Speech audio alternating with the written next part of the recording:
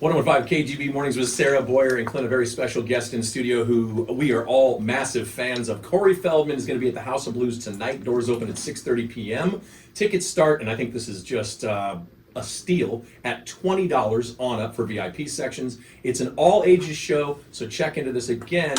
You are coming with the full band, and dude, it's so great to have you in studio. Thank you. Hey. Stay classy, San Diego. Yes.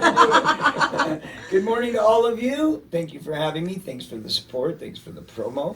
We appreciate it. And yes, it's going to be a rockin' night. Oh my God, I'm so excited. We got so much planned, so many surprises. We've got surprises. But you know what the big deal is here for me? What? The big deal for me is and this is crazy, but I live, just down the block in Los Angeles.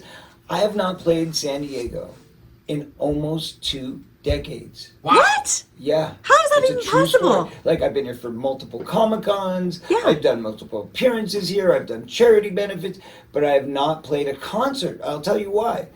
Because, okay, first of all, the last time I played in San Diego, I played at this place called Brick by Brick. Okay. And it was one of the worst venues I've played. I mean, I gotta be honest. We've had some of those. I mean, come on, let's be real. No, I mean, it was like, oh God, please don't make me ever play at a place like this again. And no disrespect to the owners. I mean, God bless them. But I mean, it's just not for my band. Uh-huh. It's great if you're a garage band. It's nothing wrong with the venue. It's just what we do. We have a giant production. So at that time, it wasn't as big of a production, but it was still very cramped on the stage, and it was hot, and it was sweaty. And I'm like, as my tour developed, we had to find bigger and bigger venues to house what we do. And so we had a deal with House of Blues back in, like, I think 2008 or 2009, when my Truth Movement Technology Analogy album came out. And it was coinciding with the release of the third Lost Boys the Thirst, which came out, I believe, in 2009 or 2010. And so what we were doing was like a preview of that movie, and we were calling it the Lost Boys Ball with my band Truth Movement. And I set up a deal with Live Nation where we were going to do a bunch of the House of Blues. Well, what happened was, it was kind of like a whole haphazard tour. Like, there was a lot of problems with it. Bad time slots, bad booking. Like, it was like, Vegas at 5:30 on a Friday evening, and you're like, nobody's even up yet. Okay, how are they going to go to a concert? But anyway, so when it came to the San Diego performance, we were supposed to play there at the House of Blues, and it was like this random once in a lifetime disaster struck because there was this giant storm. I don't know if you guys remember this, when there was actually tornadoes. This was back in 2009. And the roof of the House of Blues got destroyed because of the storm. Here in San Diego. Here in San Diego. Okay, that's more weather than Hurricane Hillary that just came through. Oh my gosh, I don't remember that. I remember That's there was wild. snow on the ground when there wasn't supposed to be off Carroll Canyon. That was a really strange time in San Diego. Yes, you remember it, right? I do. I was drinking, but I remember it. Yeah, okay, well, there you go. Good memory. No, but this actually did happen. The roof caved in, and they had to cancel the show. So as a result, obviously that venue wasn't an option to complete that tour. And then when I came back and started touring, it was like we weren't getting the offers from the right venues because, again, this production has grown massively since, the days of Brick by Brick. So we're like, well, where can we play in San Diego that makes sense? We're not ready yet for those giant theaters. Now we are, but we weren't at that time when we started booking this tour 2 years ago. So it's like, where can we play other than the House of Blues? Nowhere. So we literally held out until the House of Blues made the offer, and we could all kind of kiss and make up from what happened last time. So this is a great chance for us to redeem what we were trying to do there and give everybody the show they've been waiting for, because a lot of fans had bought tickets to that show, never got to see it. So that's why we decided to make this kind of like a redo with a screening of the Lost Boys. Yeah, did you know how special this show is going to be tonight with this Lost Boys thing that they're doing? I actually didn't know about the Lost Boys. Listen to this. No, it's a Lost Boys special event. Now, obviously it's not endorsed by the studio, so it's just kind of, we're doing this all on our own. But House of Blues has, basically agreed to show the movie in its entirety. Come on. Yeah, this is no joke. So if you show up at 6:30, doors are at 6:30. At 7 o'clock sharp, and I mean sharp, we're starting the movie just like a regular showtime at a theater because we got to keep everything on schedule for the night. It's a big night. So we're showing the movie from 7 o'clock, and then like I think it ends at like 8:40 or 8:45. So we either go on at 8:45 or 9, but it's going to be absolutely no later than 9. And then we're going to play for 2 hours. And then right after the concert, we do a meet and greet. We do a VIP meet and greet where you can get, pictures and autographs with me after the show. But also as a special feature, we've never done this before, you can actually get a picture with both me and my frog brother, Jameson Newlander, after the show. So you can get a picture with us and we'll sign some memorabilia for you. Every person who buys a VIP ticket gets at least one item signed and a photograph with both of us. Plus, if you bring your own stuff, unfortunately we can't do it, but if you buy stuff from the merch table... Are you selling Funko Pops there? Because I saw them No, online. we won't have them yet. Okay. But that comes next month. Well, I want an autograph in LA. I'll come meet you once I buy one. Well, there's another thing coming up called... well, I can't tell you what it is yet. We're going to announce it in a couple weeks. All I can tell you is we've got one big event planned in December around the release of the Funko Pops. They are definitely going to be mailed out, so everybody will get them before Christmas. If you've pre-ordered them, you can still get a pre-order off of my website at CoreyFeldman.net. And I promise you, there probably won't be any available after Christmas because everything is going to sell out from this event that we're doing. We're going to do a massive event and we're going to probably go through all of them because we've already sold a bunch on pre-order. I'm going to be at your house on Christmas Day with a Funko Pop. Well, that won't work. We'll have the police there. But that said, no, we will have an event and there will be a chance for everybody to get one in person and get them signed. I promise that. Or you can pre-order it to make sure you've got yours at my website, CoreyFeldman.net. So that said, you can still purchase also on my website the VIP package to meet and greet me after the show tonight, or you can also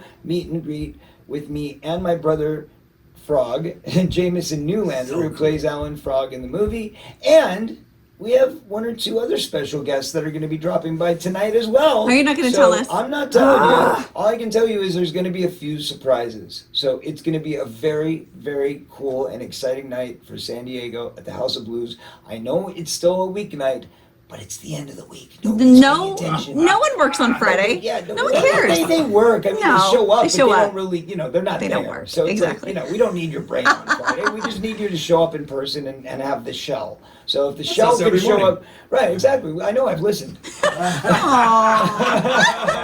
See? So Corey, for those of you, or for those who know you only as Corey Feldman, the actor, tell us what they're going to expect with Corey Feldman, the rock star. What are you like when you're playing live music? Fire. That's all I can say. It's electric. I mean, everybody who sees the show goes, how do you have this much energy? I mean, supposedly I'm supposed to be an older guy, but, really I'm 22. You look young, dude, and I'm not just trying to kiss your ass. You look young. Thank you. God bless you. Yeah. I feel young because I am young. It's a youthful spirit, a youthful heart, and I think that you can retain that. I mean, it's true that 40 is the new 20. Amen, brother. Amen. And 60 is the new 40. I mean, it's really like that, especially if you're in the health conscious reality. Everybody's got their own realities. We all have the things that interest us the most. Boyer and I are screwed. For me, it's about, trying to preserve as long as possible because my goal is actually to live to 122. My number is 22. So when I hit 122, I'll be done. But because I can't make it to 222, although I would love to, but that's definitely not happening.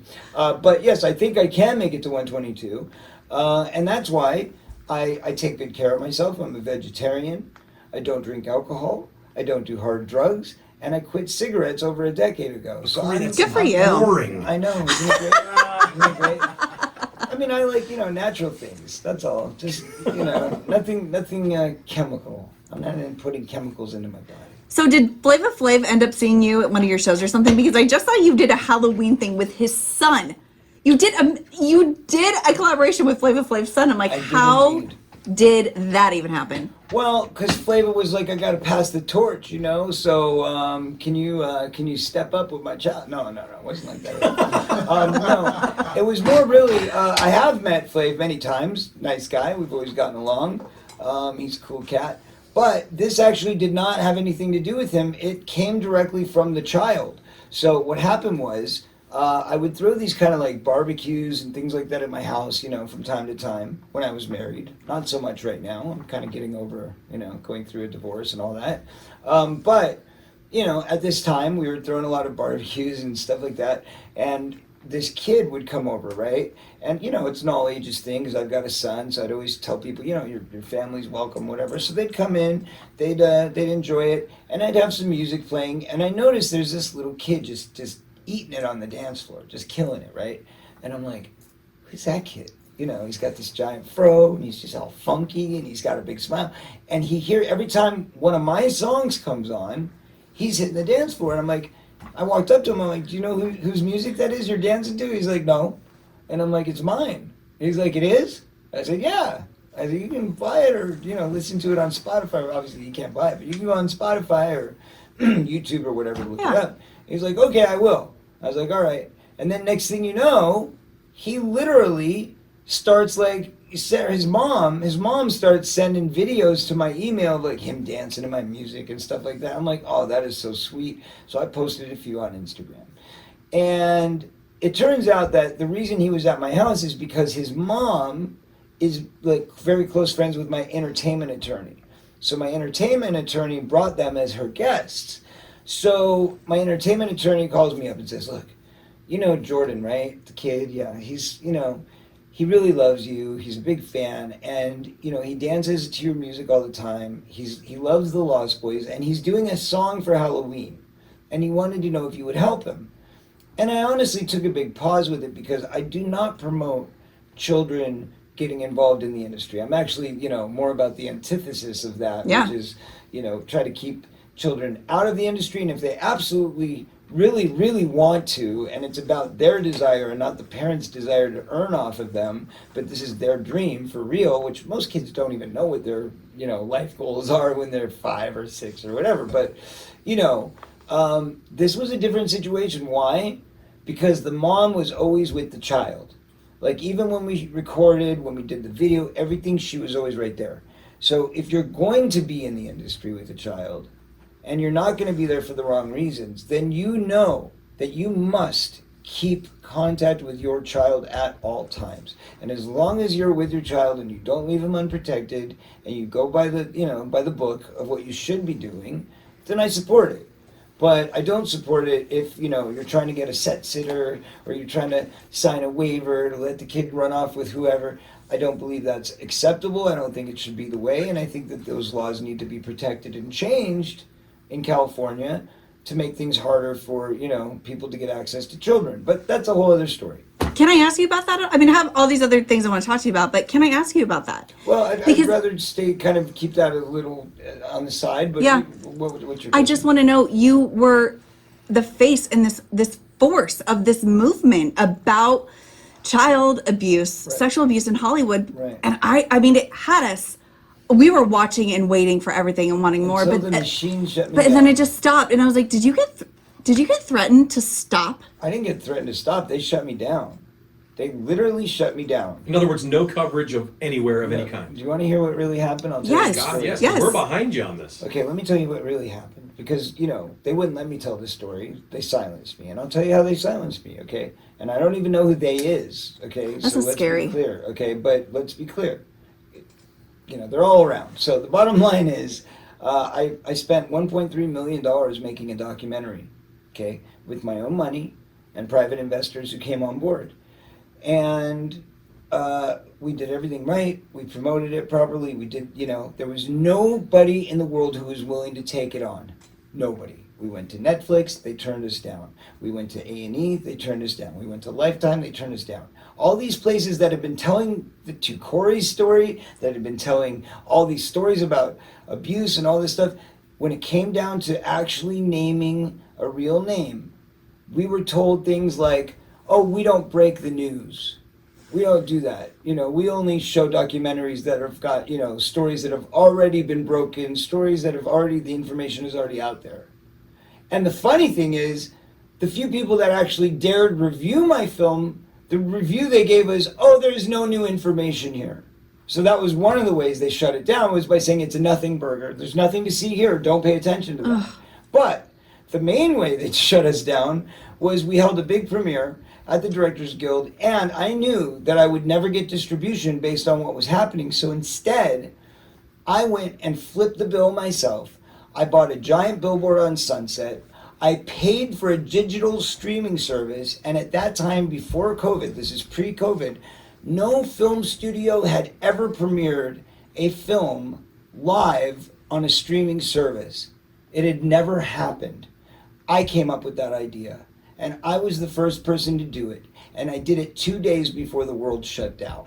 And how did that turn out, by the way? How many Okay, so viewers? let me tell you how it turned out. We had 50,000 tickets pre-sold, and at the moment that the screening was started, we literally had tickets selling every second. Literally by the second, it was on my phone, like alerts. It was going ding, ding, ding, ding, ding, ding, ding. So literally, that was before people knew what was going on in the movie. They didn't even know what it was. So imagine, we had 2 screenings, one at 8 o'clock and one 12 hours later for the other side of the world, who would be asleep when the first one aired. And by that time, the word would have gotten out by what the content of the movie was, and that next screening would have gone through the roof. And I would have made millions and millions of dollars that I could have donated to children's charities, protecting children, changing laws, all kinds of stuff that I could have done with that very valuable load that we would have gotten, okay?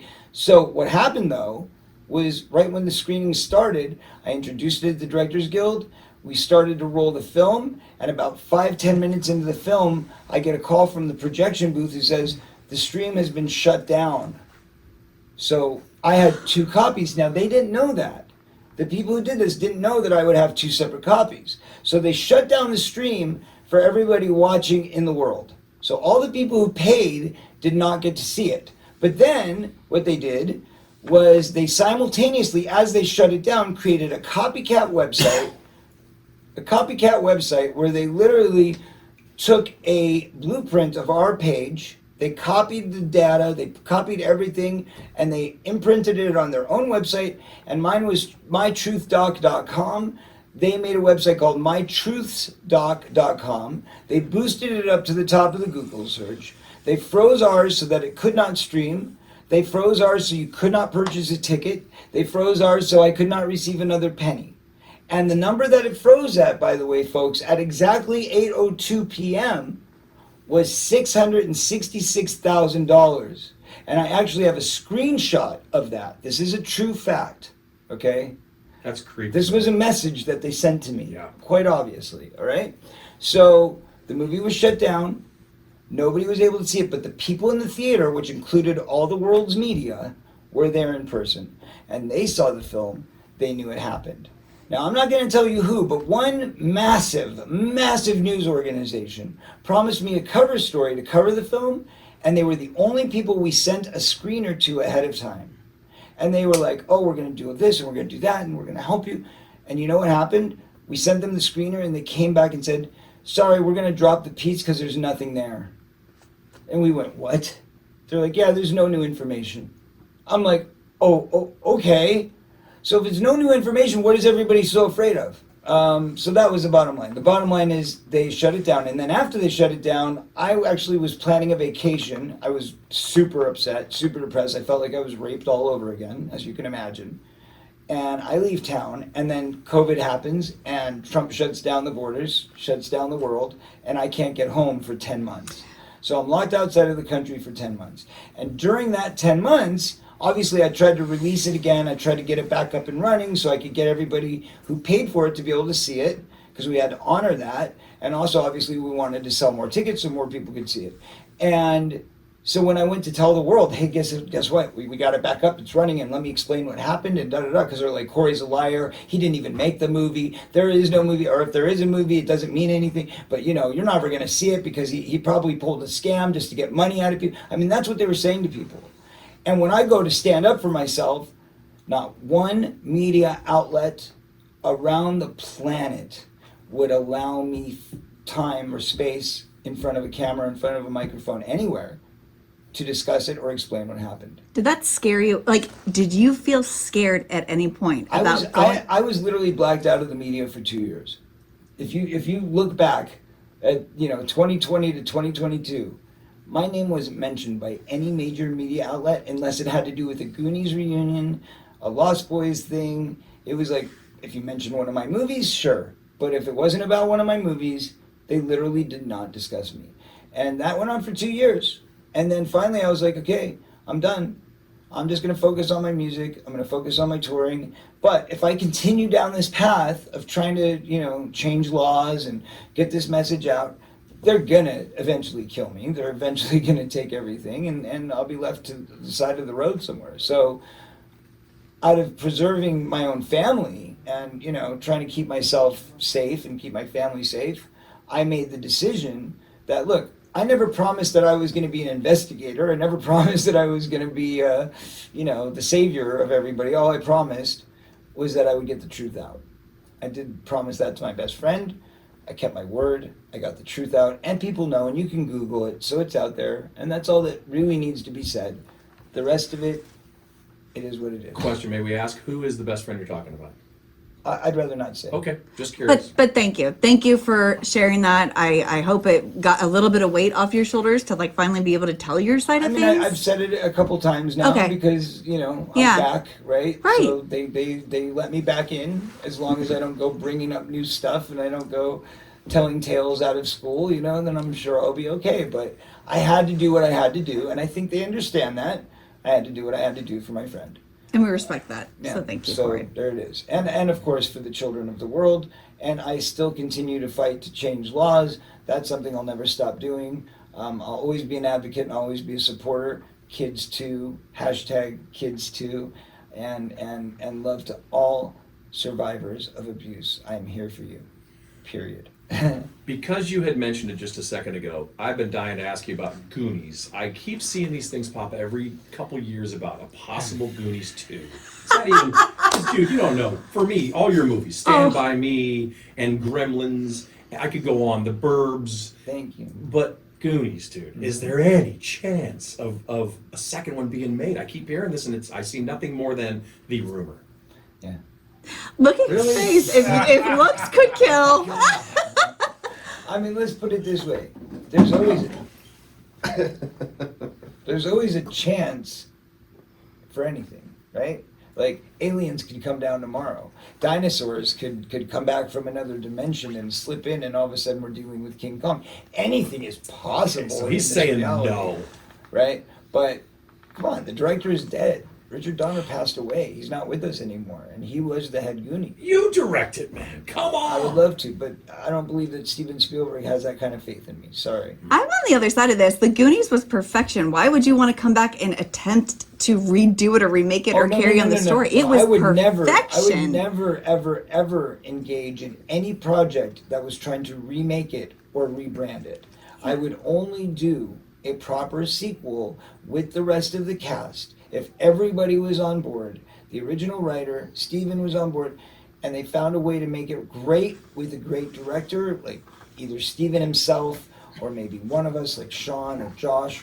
I would do it, but all you guys and your kids I'm just on this saying, adventure. That's the movie. I hear you. I feel you. I know there's a lot of people that want it, but where we're at today is, I don't. Not happening. I don't want to get into politics, but let's just say there's about as much chance of that as us keeping our democracy. Okay, I'm done. But okay, so the thing is, people get so nostalgic over these movies because we grew up with you, and I think what's really cool is I have kids now who are growing up on these movies, and they're entrapped in the magic of it as well. So we kind of think of Corey Feldman and the Goonies and these movies, and we think about the happiest time of our life. That is why, honey, that we are taking you on a nostalgic Yes. adventure of memories, going down memory lane all night tonight. That is exactly That's what we're it. doing. We're taking you on a time-traveling capsule where you are going to get to relive all these wonderful memories, wonderful moments by going through all of the number one songs from the number one films that I was lucky to be a part of, as well as a bunch of the cult songs from the cult films that I produced music for. So you're going to hear some of my original music from the films. You're going to hear the original #1 songs from the films. And then, of course, a big swath of collection of all sorts of stuff from throughout the years, going all the way back to my very first song, my very first, memory of writing, all the way up to my newest hits today. So, yeah, it's great. Corey Feldman, thank you so much for taking time to come in the studio. God bless you guys. House of Blues tonight. The doors open at 6:30 p.m. Tickets start at just $20. But get the VIP package, as you heard, the Lost Boys being shown with all kinds of multimedia facets.